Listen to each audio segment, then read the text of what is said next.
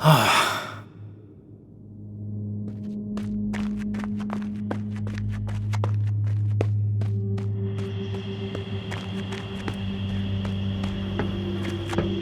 at you on all channels, people. The Pawn King is open and the dealing can commence.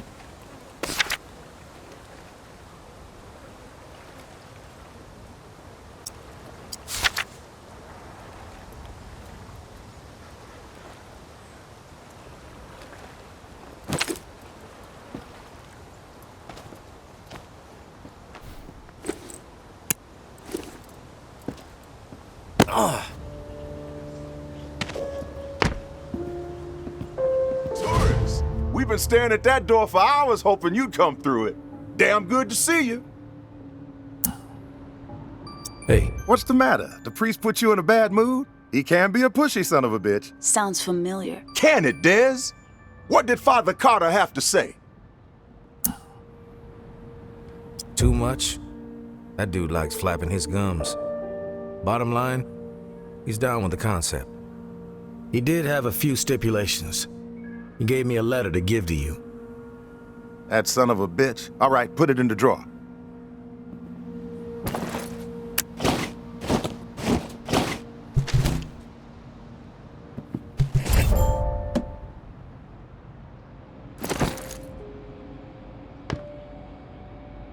Man of God, my ass. He's a wolf, this guy. Shifty, but fuck it. He can have it his way. With the preacher bringing his exiles to the table, we will have people in every corner of this city. There's a whole lot of demand out there, tourists, and everybody in Nola's gonna know that the Pawn King always delivers. It doesn't sound as cool as you think. Keep quiet, Dez. I'm doing business with the tourists. You'll get your cut once the goods start flowing through here from our exile friends. With everybody still dazed from the shitstorm in Old Town and the reserve fiasco, this trade network is the perfect plan at the perfect time. Supplies have never been harder to come by. Just make sure my cut is substantial, Sonny. Then we won't have a problem. I'll tell you what I tell all my associates. I haven't operated this fine establishment for 28 years, through a fucking apocalypse even, by breaking my promises. You've got my word, and my word is good as solid gold. It's true. He does say that to everybody. That's enough, Dez. One thing you gotta know about the exiles, they're like catfish, night feeders. So you'll need to venture out after dark to do business with them. Work that UV flashlight to find where they've set up shop. It's a whole different ballgame at night. But the exiles say it's the best time to scavenge. Less competition, lots more loot. Thanks for the tip, Pawn King. You know I got your back, tourist. Listen, while you're here, I got a favor to ask you. It would help the trade network out a whole lot. Our old friend Henri, he had stuff hidden all over this town. He was like a fucking squirrel, couple of nuts here, couple of nuts there. Most of it I could care less. But he and I were in the middle of a deal for one of those stashes, and then he got himself dead. I happen to know where he hid it. You can keep whatever else you find, but the batteries, those belong to me. Sounds simple enough. Where do I need to go? The spot ain't too far from here. An old recording studio in the French Quarter. Lots of fond memories. Henri and I used to do session gigs there. Him on slide, me on bass. We even played with Slim Dog Fortune once, if you can believe that. Recording studio, French Quarter. Anything else I need to know? Yeah, how to get into the place. The cat who owned the recording studio was a lunatic, Martinique the Martian Driscoll. He was a bit on the paranoid side, thinking everyone was out to steal from him. Didn't trust us musician types as far as he could throw us out the front door. He was always switching the door code, sometimes every other day. Where do I find the code? The Martian was something of a ladies' man. Had a dalliance with a different lady every week. So he set himself up with a private suite at the Hotel Eclair. Every time he changed the door code to the studio, he'd leave it there for whoever he had coming around. You find room 212, you find the code. I was just at the Hotel Eclair. Place is infested. One last thing. We're not gonna be keeping regular business hours from here on out. Security reasons. I'm sure you get it. We'll shout out on the radio when the doors are open, so stay tuned in. Good luck to you, tourists.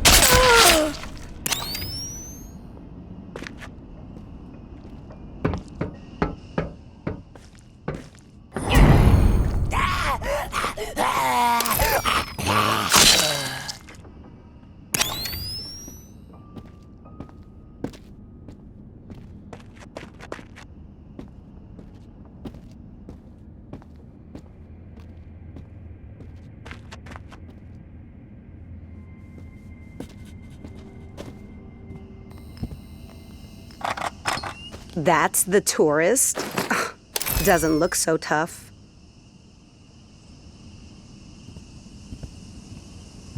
We got some orders, tourist.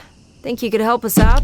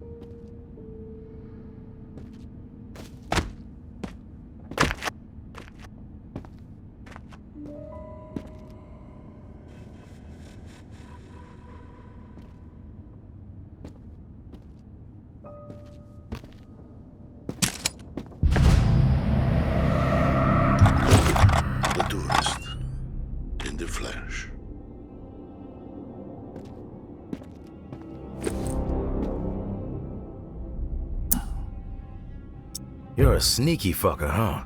Not usually. But for you, I make an exception. I am Garrick. Figured I'd run into you at some point. Yes. And here we are. You're not as I expected. Is that right? What did you expect? A human wrecking ball. Yeah, that sounds about right. I have been looking forward to this. We have much to discuss. No offense, but this feels a little bit like an ambush. I persuaded the Pawn King to set this up. I suspected you wouldn't meet with me otherwise. You knew my wife, May, and I need to speak with you about her. I knew May. I appreciate your honesty. Most people will lie when they find themselves cornered. Perhaps you have heard the tales about me. That I am mad, a cannibal. The tower convinced May I was executed for my supposed crimes. A burning pile of lies. The perpetrators, all of them, will pay. And their numbers are dwindling. Rapidly. You were the last to see May alive. You know her fate. Last I saw her, she was alive. Alive? You expect me to believe that?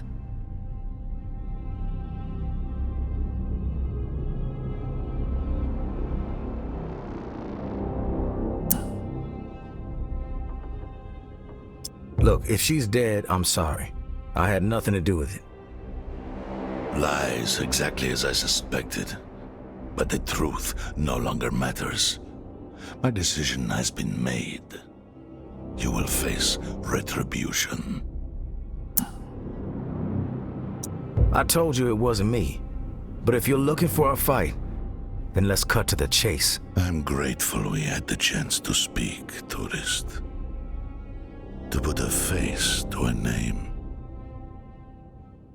Our paths will cross again.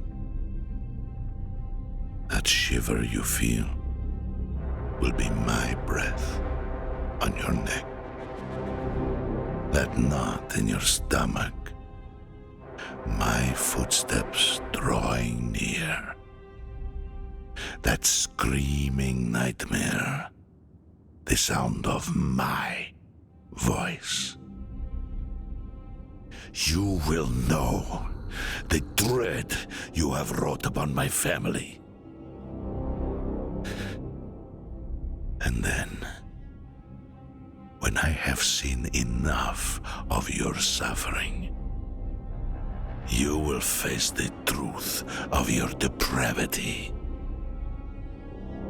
For now, I will let you live. But only for as long as it amuses me.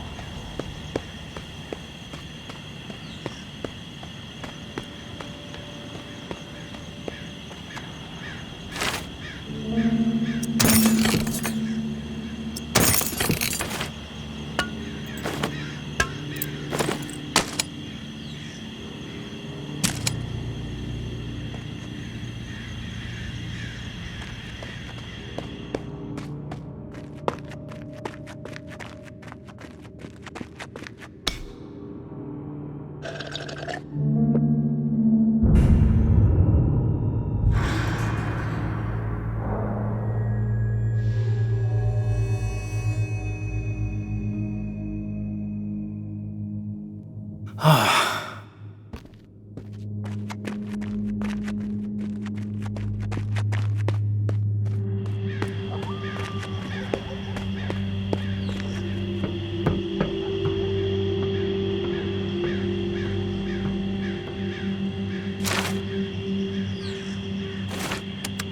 Pawn King is open. Tourist, I need to talk with you about something. Please, if you can hear this,